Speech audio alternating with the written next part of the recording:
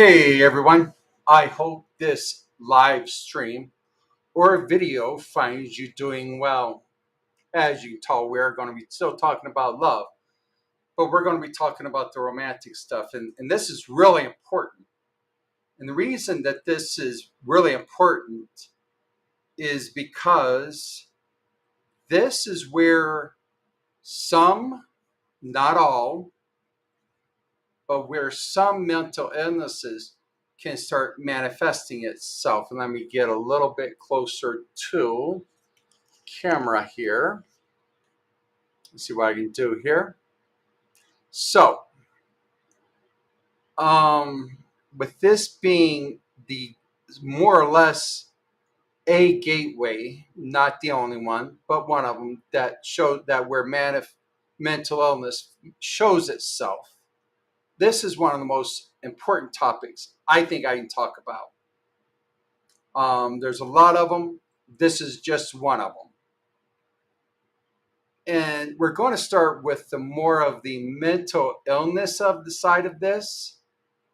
And then we're going to get at other stuff. And I'm just going to be honest with you. To those who you've got a great marriage, everything's going perfect. If you want to stick around and listen to this, you're more than welcome to do so. But, this is more towards people who do not have perfect marriages. Who, hey, we got some things to work out here. Or maybe that a person is single and they've got some issues they got to work inside of them. So,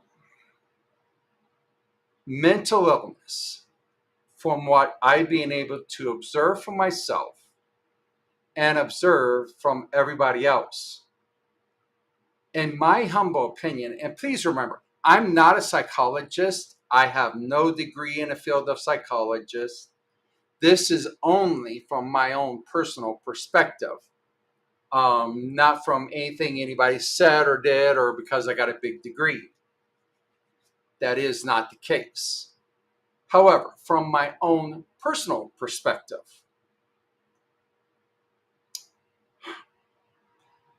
mental illnesses generally can, in some of the mental illness cases, come from because that the person continuously and only thinks about themselves. I agree with Paul, the Apostle Paul, when he said, when I was a child, I spake as a child, but now that I'm adult, paraphrasing, I should be an adult. And I do agree with him. Children is always like, well, me. And as parents, that is the parent's responsibility to grow that child out of continuously thinking about themselves into a grown, mature, productive adult that only thinks about other people. I've heard many psychologists say, and I've read it also, where they say, well, wherever a trauma happens, that's the age that they're stuck at. And I'm finding at first I wasn't fully comprehending what they were saying. Well, now I am fully comprehending what they're saying. Whenever a trauma happens to a person, it's where they get stuck. It's in between that stop thinking about me and start thinking about other people. And that's the level of which, like if they had a trauma that happened at 15, let's say, that's where that they're stuck and their growth of maturity, which is, growing from being a child, growing to be an adult. So wherever people have traumas at, that's what's going to come out. And this can, and let me say one of the first and foremost, there are people who has depression, bipolar, and different mental illnesses. I'm of that people need to go get that checked out. If it's a chemical problem, then definitely take the prescribed medicines that you need to take, but also take what I say and apply it to your psychological therapy, your psychiatrist. So this is an add-on, not a replacement. So, having looked back on my life, and I'll still proclaim it, everything from 0 straight over to 50, most of it was just absolutely a waste. I was thinking of only at myself at the time, and I was absolutely 110% wrong. I was wrong in doing it. I was wrong. I was wrong. I was wrong. So, the way that people are built, and I'm going to especially talk about men. I can't talk from a woman's perspective. I'm not a woman, obviously. But I can talk from a male perspective. I am one of those, obviously. So, within myself and from what I have seen from others, in a romantic situation, it is the man's job to give more than he receives, because he will receive, but he should give more than receive. Let me go around this scenario. I've been in situations to where, yeah, I'm a man. Guess what? I go on a date with someone. I'm going to see how much I can push the limits. I'm a man. What do you expect? I'm a man. That's the way I'm created. So, but I always got to remember, no matter how far that, no matter how far I'm allowed to go, I should give more than I take. And here's what I mean by this. Excuse me, sorry about that. Yes, when I go as far as the woman will allow, no matter the distance, all the way or part of the way or whatever, then it's my job to want to find out the woman's love language and do it. Now, with a lot of women, this means holding and cuddling, holding of hands, and just cuddling. So, I personally try to make that point to where that, okay, I will give you your love language no matter how long it might be. Now, of course, I'm going to stay reasonable for that. If I'm up at 7 p.m. and I got to get up at 4:30 the next morning, I'm probably going to be done with cuddling at about probably 9 o'clock. We have to keep everything reasonable. But as long as it's falling in the lines of reasonable, it is absolutely every man's job to give more than he takes. Now, when it comes to the chores in the house, I would say, yeah, you got to divide that up 50-50 and put yourselves into it, all of yourselves into it. Now, when it comes to women, about, getting more than you take, I don't know how to address that issue. I'm not a woman. I just know what I'm built to do, and that is give more than I take. So I do believe that that is true for all men. And when we wind up, here's what I do know. We wind up with a mental illness when we only think about ourselves, because that is not how our mind was originally programmed. Our mind as adults was and is, forever will be, programmed to give more than what we take. All right, just give me 1 second here.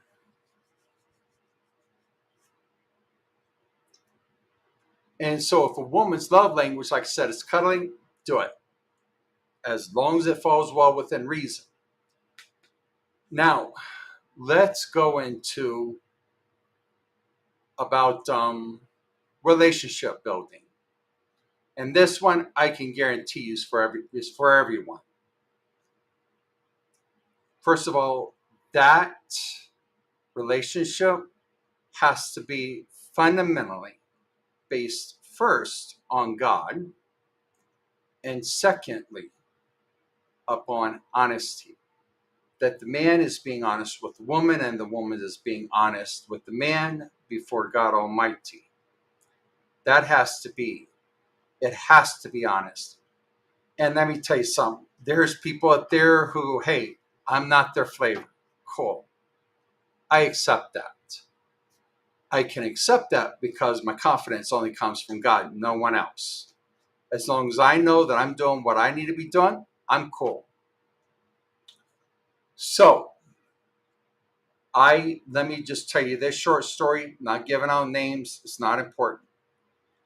But I was in a relationship with a woman whom, that to me, she seemed to have a lot of narcissistic tendencies. I broke it off. It was hard, but I broke it off. Then, I tell you the truth, I stopped dating for a very long time. And I would say roughly, approximately 9 years. And then I got it back into the dating. And now I am back in it. I'm doing a lot of it. I'm not going to sugarcoat this thing. I am doing a lot of dating. So, met up with one woman, and she decided to start having these narcissistic tendencies. And I'm like, yep, been through that, not tolerating it.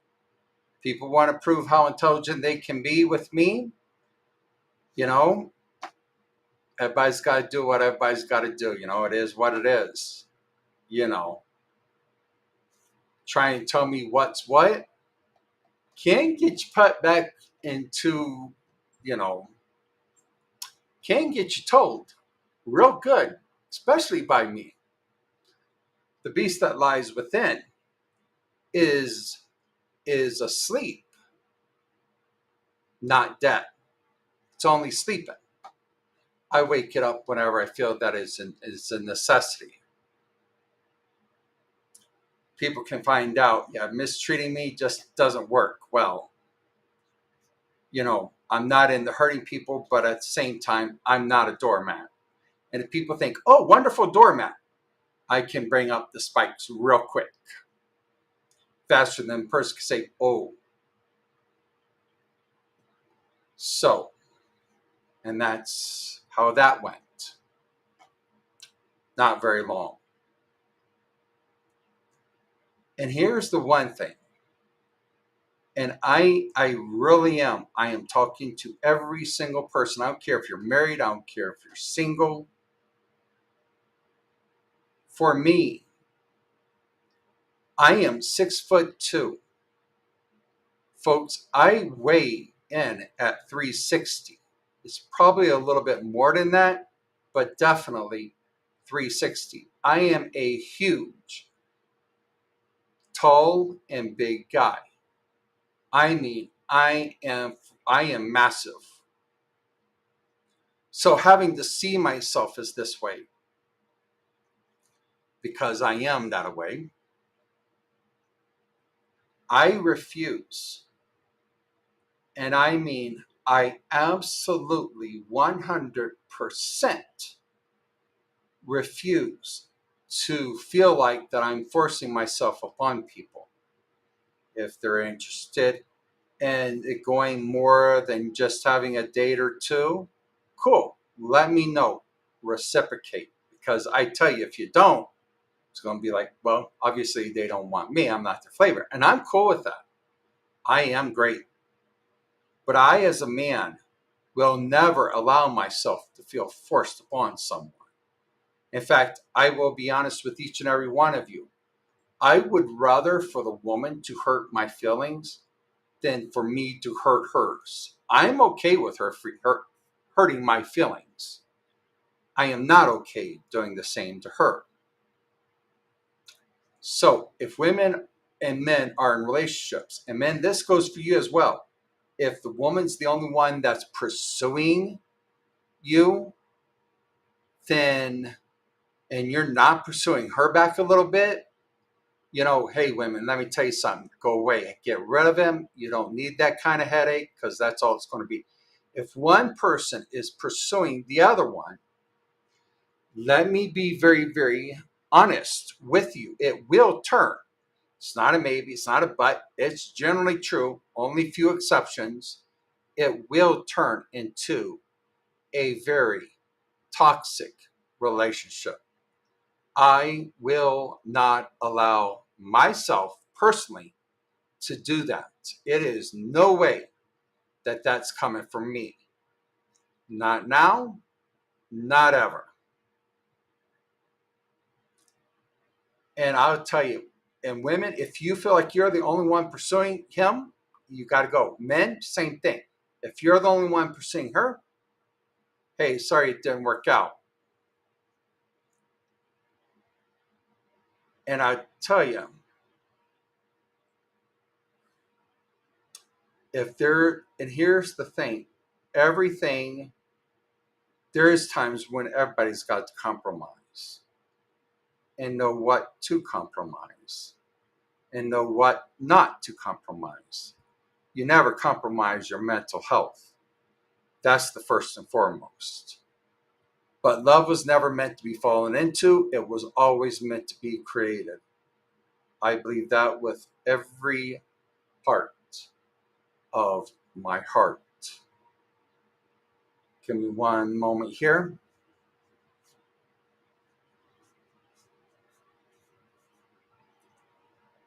Now, here's where I am going to talk to marriage about a little bit.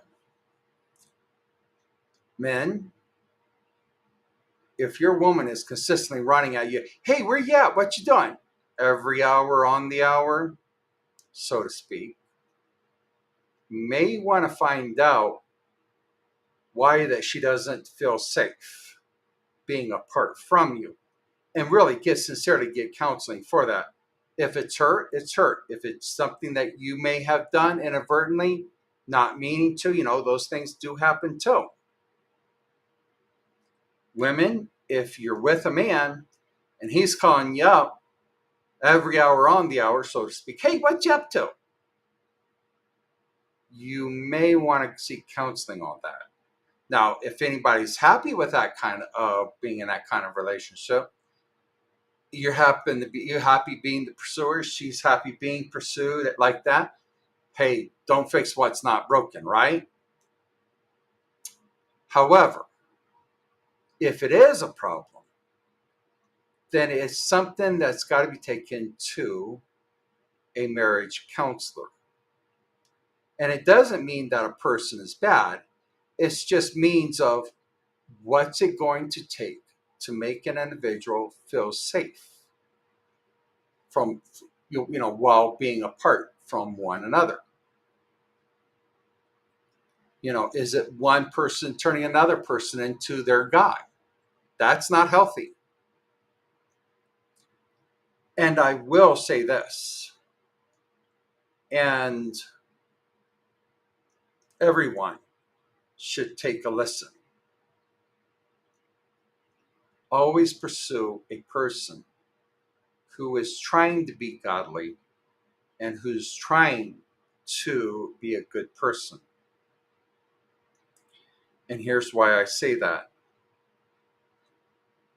Because you're probably going to wind up in a healthier relationship than with someone who is not. Now, this doesn't mean that every person who rattles off a Bible verse is a Christian or a Messianic Jew or Jewish or anything. Look at their actions. If they're really trying to pursue God with all their heart, take a very decent, hard look. Are they going after and trying to live up to extremely unreasonable expectations. If they are, hit the road running. I would be very afraid of myself. But if they're well doing within reason of saying, look, this matters to me. It's not the religion, because I'll tell you, it's not Judaism that matters. It's I become a better person. Yes, I practice religion. That is an absolute fact. But I practice religion in order to become a better person. That's why I'm practicing it. And if, there's people out there just practicing religion because they're practicing religion because they want to be a show off. And sorry, that is not a good reason to be in. See here, I am reworking my screen a little bit here. It's the lighting that's causing me to blend in with the background. I should have turned the kitchen lights on facing me, but hey, I didn't. I messed up. My apologies. But anyhow, if they're in religion to become a better person instead of just going to heaven, that's the person you want to pursue, be it a man or a woman. Woman, yes, the kind of man you're wanting to pursue. Men, that's kind of women that you want to pursue. And you've got to sit down. You've got to be able to figure this out. And I'm going to tell you, if you ever think that there's a perfect match out there for me somewhere, you're more full of it than a constipated bull. Let me tell you something. No one, and I literally mean not one person out there that's perfect. But we should strive to be the best of who we can be. And if your religion teaches anything other than being the best person you know how to be, you may want to re-examine your religion. And if it is true that that's what they teach, it's okay to be angry. It's okay to be just think about yourself. Then you may want to find a different religion. Because I can guarantee you, Judaism doesn't teach me how wonderful I am. It teaches me to walk humbly with God and with man. And that's both men and women and children.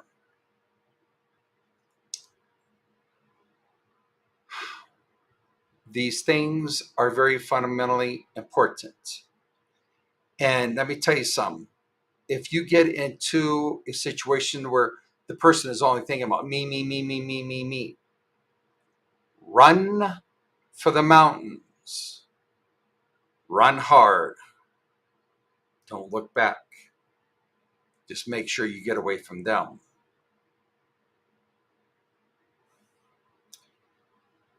There probably is not enough. I cannot stress enough the importance of this issue. So here's the thing for me.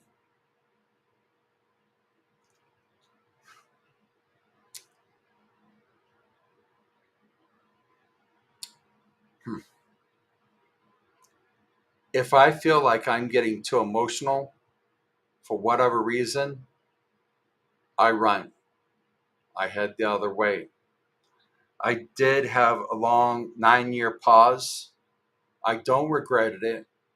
I got myself put back together, and now I know how to proceed forward, especially with the knowledge that I've attained these past 3 years.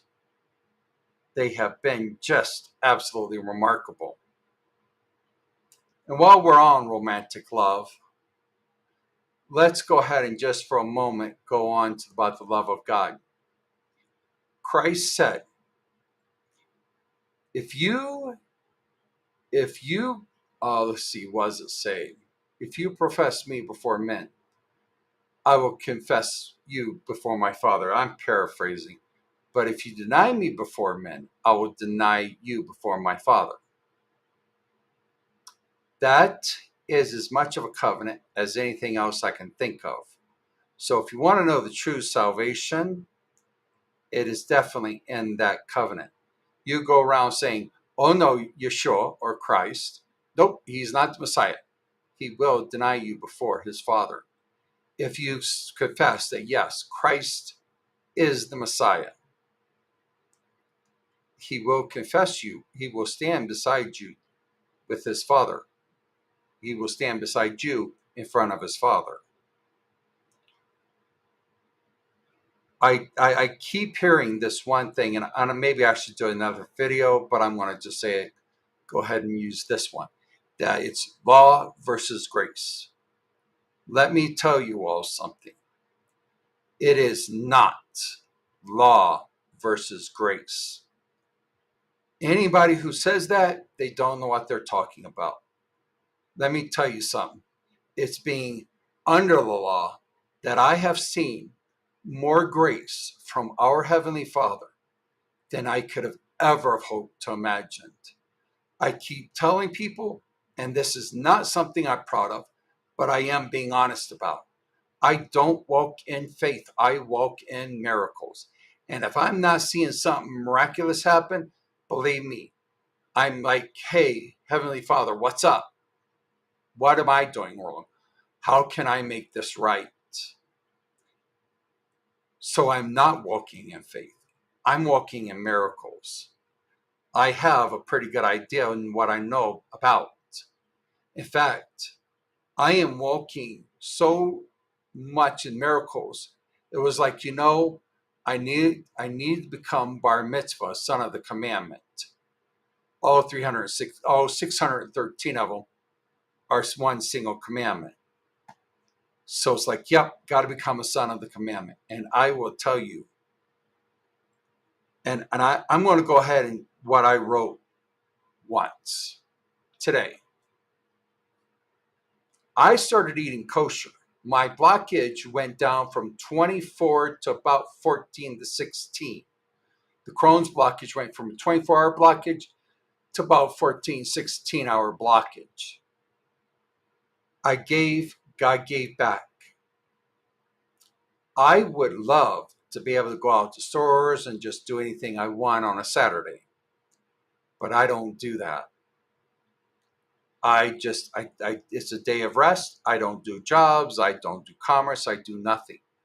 Is it a sacrifice? Oh yeah. When you're sitting here in front of a computer that I have paid an extraordinarily great deal for, and programs that I need to be learning and things I need to be doing and learning, that's a sacrifice. But let me tell you something. That sacrifice has led me into knowing more about love today than at any point in my life when I was a Christian. And I'm sorry to say that. I love my Christian brothers and sisters, but I got to proclaim truth. The law does not mean that you're not under grace. The law means that you will see grace like you've never known it before.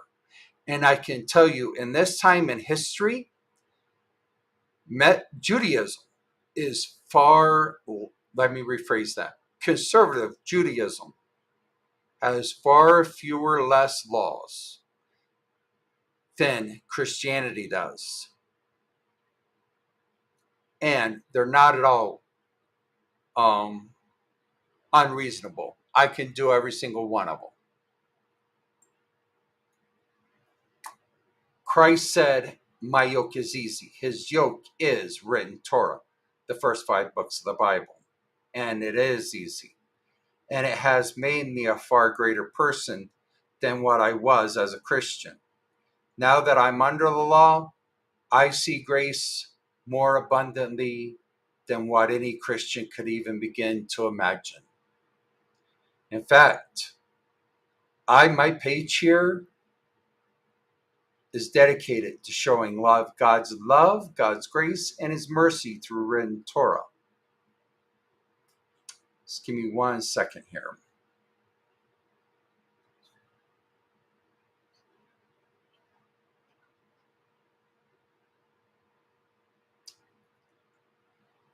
I have seen God's grace and his love and his mercy to a point to where at different times It drives me almost crazy.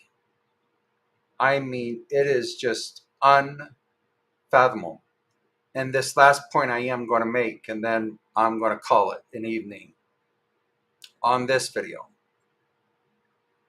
When I talk about that a person's religion must meet their reality, I absolutely do mean that their religion must meet reality in truth. And believe me, I have been, for me, that's where the rubber meets the road. I know a lot of people out there, well, you're worldly. Yeah, well, I've not broken any laws in Torah and written Torah and everything that explains written Torah. And I tell you, after I started the Torah lifestyle, really getting to know Torah, I have experienced more freedom than I could have ever begun to imagine. My mind is free, finally free to explore everything that I can. And believe me, I have dedicated my life to uncovering the mysteries of God and life. I love you all. God bless.